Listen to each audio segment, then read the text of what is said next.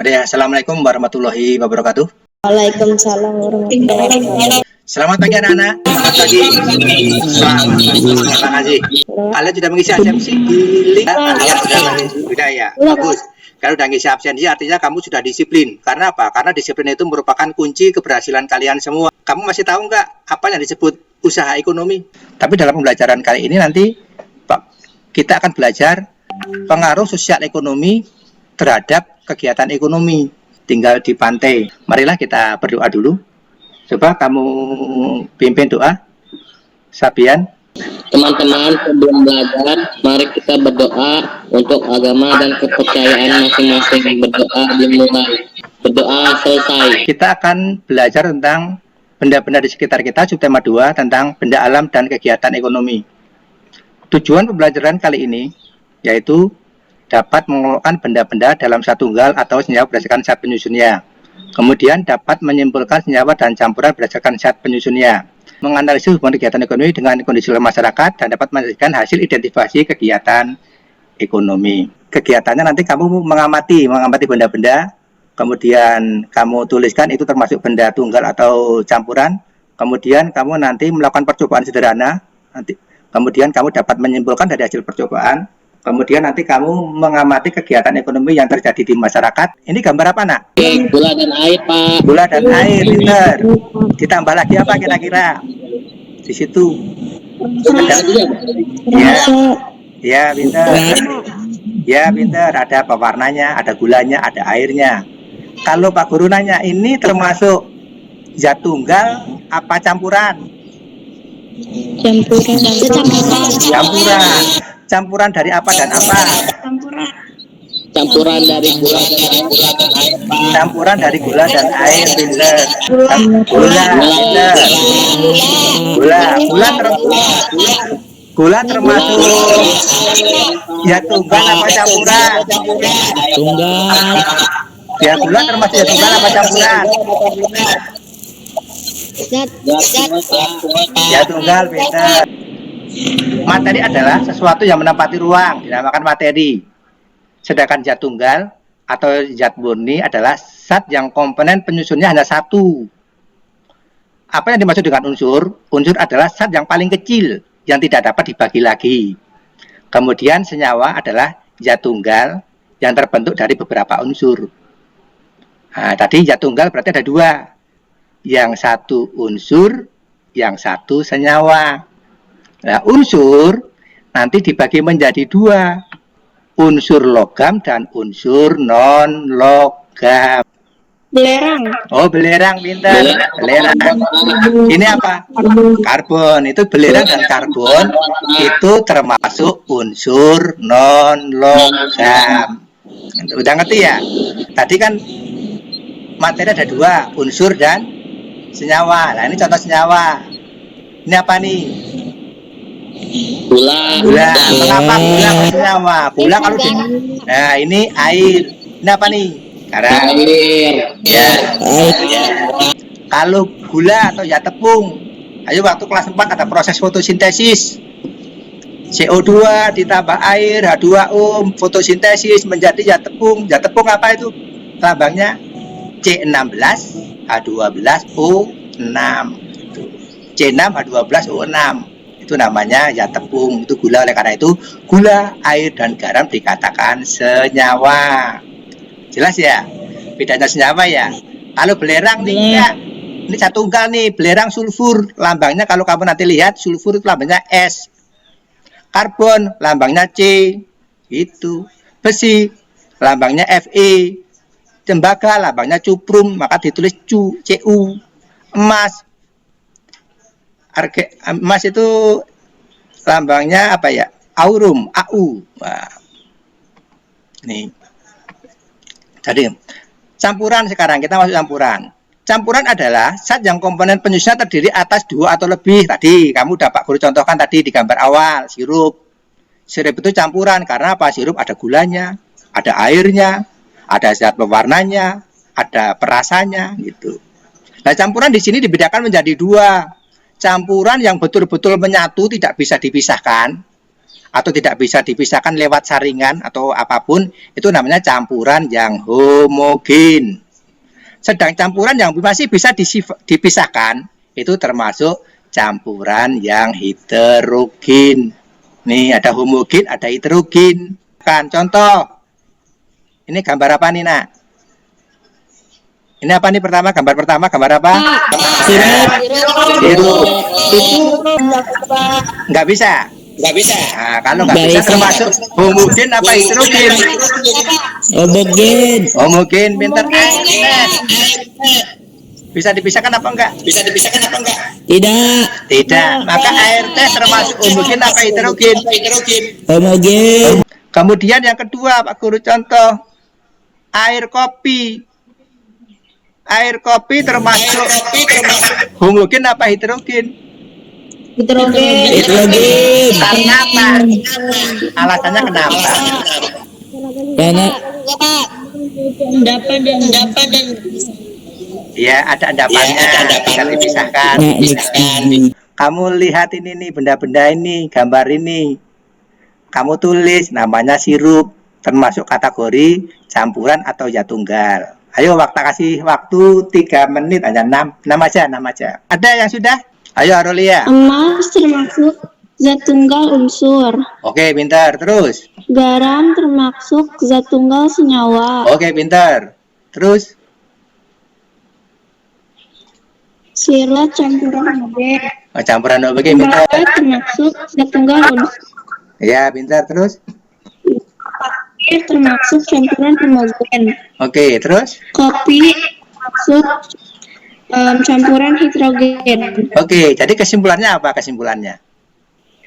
Zat tunggal adalah zat yang terdiri atas materi sejenis. Oke, Zat tunggal terus. dibagi menjadi 2, Ya. yaitu unsur dan senyawa. Oke, bagus. Terus. Zat campuran adalah zat yang terdiri dari beberapa jenis zat.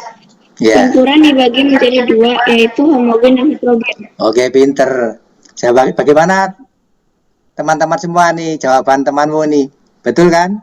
Wah, bagus. Berarti tadi udah benar semua nih. Aurelia tadi menjawabnya udah benar semua. Oke, Pak Guru lanjutkan. Semua videonya dibuka biar kelihatan wajah-wajahmu yang ganteng. Sini sekarang Pak Guru akan melakukan sebuah percobaan larutan homogen dan heterogen. Nah, selamat pagi anak. Kali ini Bapak akan memberikan contoh bagaimana cara melakukan percobaan sederhana. Percobaan yang Bapak lakukan untuk mengetahui larutan homogen dan larutan heterogen. Alat yang digunakan gelas plastik transparan 2 buah, kemudian sendok 1 buah, sedangkan bahannya gula pasir, kopi, dan air. Langkah pertama, kita masukkan air pada gelas pertama. Lalu kamu amati, lalu kamu bandingkan kedua larutan tersebut. Kamu membuat laporan sederhana. iya, tadi itu merupakan bentuk percobaan sederhana untuk mengetahui larutan homogen dan larutan heterogen. Nah, nanti kamu ini nggak usah ditulis, kamu lihat pengamatannya saja. Sifat larutan gula apa kamu tulis? Sekarang pakai pensilmu. Sifat larutan kopi apa? Kemudian kamu tarik kesimpulan. Jadi kesimpulannya apa? Larutan gula adalah homogen. Sifat larutan kopi adalah heterogen. Kesimpulannya adalah sifat larutan gula adalah homogen karena homogen tidak dapat dipisahkan kembali. Sifat larutan kopi adalah heterogen karena masih bisa dipisahkan. Oke, pinter, bagus. Ada yang lain coba, Kaira? Larutan gula adalah campuran homogen. Ya, Sifat larutan bagus. kopi termasuk campuran heterogen. Ya, Kesimpulannya, larutan gula termasuk homogen karena tidak memiliki endapan dan tidak bisa dipisahkan. ya, bagus. Sementara larutan kopi termasuk heterogen karena memiliki endapan dan bisa dipisahkan. Ya, jadi bagus semuanya, benar, bagus. Semuanya udah. Sampai sini jelas belum? Nih. Sudah jelas, Pak. Tadi kalau susu termasuk apa? Campuran homogen. Campuran homogen nih. Dengarkan lagu ini sampai plus itu menggambarkan Indonesia itu seperti kolam susu, seperti larutan yang homogen tadi. Plus itu menggambarkan Indonesia itu seperti lautan susu. Tanah kita tanah surga. Wah ini indah sekali bukan nih? Ini gambar-gambar tanah air Indonesia ini. Tapi mengapa Indonesia kok banyak orang Indonesia masih di bawah garis kemiskinan itu? Kata Kus Plus tadi tanah kita tanah surga. Ditancapkan aja udah jadi tanaman. Tapi mengapa nih Indonesia kok masih banyak orang yang hidupnya di bawah garis kemiskinan? Kira-kira apa? Karena ekonomi kebutuhan sehari-hari. Karena ekonomi sehari-hari, apalagi karena Indonesia belum pintar dalam mengelola sehari-hari, Pak. Oke, ada yang kurang pintar dalam mengelola sumber daya alamnya, boleh. Apalagi Kurang sumber daya, Pak. kurang sumber daya manusia, boleh, bagus. Jadi Indonesia itu sebetulnya kaya-raya nih. Lautnya luas. Kalau kira-kira kalau raya di laut itu yang kira-kira bisa kita kembangkan itu apa coba? Garam, Ikan. apalagi? Apalagi? Laut pinter. Menangkap ikan pinter. Apalagi? Mutiara pinter. Banyak. Jadi sebetulnya Indonesia tuh punya kekayaan yang banyak. Mutiara kalau laut aja kita. Ya rumput laut. Orang kalau hidup di kota kebanyakan mata pencaharian apa? Perindustrian. Perindustrian pinter. Apalagi? Perdagangan. Perdagangan, Pak. Iya, perdagangan. Apalagi? Bidang jasa. Bidang jasa itu apa? Ya berdagang, kantor, dokter, dan lain sebagainya itu cocok hidup di kota. Oleh karena itu sebetulnya kegiatan ekonomi itu bisa terkait dengan kehidupan sosial. Kalau orang di pantai maka jangan dagang, yang dulu apa ya tadi ternak mutiara, tambak udang, menangkap ikan nelayan dan sebagainya. Kalau kamu hidup di gunung, apa yang bisa dikembangkan? Bisa rekreasi gunung, bisa tanaman sayuran, tanaman bunga, tanaman perkebunan, teh, dan lain sebagainya. Kalau kamu tinggal di kota, maka apa yang bisa kamu lakukan? Bisa berdagang, bisa menjual jasa, bisa menjadi buruh industri. Kamu coba sekarang kamu amati. Nah ini yang dapat satu kegiatan apa? Pelelangan ikan pinter, pelelangan ikan termasuk kegiatan konsumsi apa kegiatan distribusi apa kegiatan produksi dan nomor 3 gambar apa?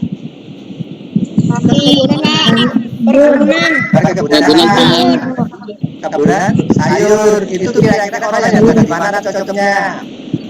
Di gunung.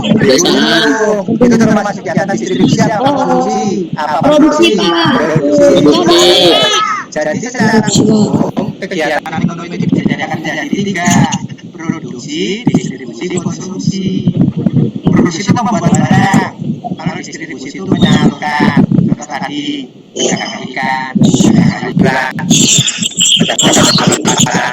dan bentuk kegiatan ekonominya kamu cukup tulis produksi, konsumsi, atau distribusi. Ciri-cirinya kamu tulis tempat tinggalnya aja. Ya, kemudian karakter yang dimilikinya seperti apa? Udah, siapa yang jual? Silakan. Ya, Bapak. Yo. Saya. Siapa syaratnya juga? Ya. Ya, baca itu. Hasilmu. Bentuk kegiatan ekonomi produksi. Terus? Ciri pedesaan. Terus? Sifat dari Karakter yang dimiliki jujur, kerja keras. Oke, kalau tadi ada jujur dan kerja keras. Nih ciri-cirinya. Petani tinggal di mana? Di pedesaan dan di perkotaan. Di kota ada tanah. Itu. Jadi kalau petani pas petani itu masalah kegiatan produksi. Oke, yang kedua Pak. Kegiatannya, kemudian bentuk ekonominya apa, ciri-cirinya apa, karakternya apa. Waktunya 2 menit. Sudah, Pak. Sudah? Bapak, Ya, silakan baca ada ya. nama kegiatan nelayan, Ya. bentuk kegiatan ekonomi produksi, Oh, produksi terus. ciri-ciri nilai, Ya. karakter dan dimiliki ramah dan pekerja keras. Ramah dan bekerja keras, pintar kamu. Jadi kalau perubahan harus ramah dan bekerja keras. Kesimpulan daripada kegiatan hari ini, materi adalah suatu yang menempati ruang dan mempunyai masa. Kemudian zat tunggal disebut zat murni, zat yang komponennya hanya satu materi. Sedangkan unsur adalah zat kimia yang tak dapat dibagi lagi menjadi lebih sederhana. Kalau senyawa apa? Senyawa adalah zat tunggal yang terdiri dari beberapa unsur. Kemudian kegiatan ekonomi ada 3, produksi, distribusi, dan konsumsi. Bagaimana kegiatan hari ini? Pembelajaran hari ini? Menyenangkan. Besok ketemu lagi. Kita akan bahas tentang iklan. Ya, kita akan bahas tentang iklan dan ini apa namanya, nilai persatuan dan kesatuan. Siapa yang mampu tutup sebelum apa namanya kegiatan kita selamat siang. Terima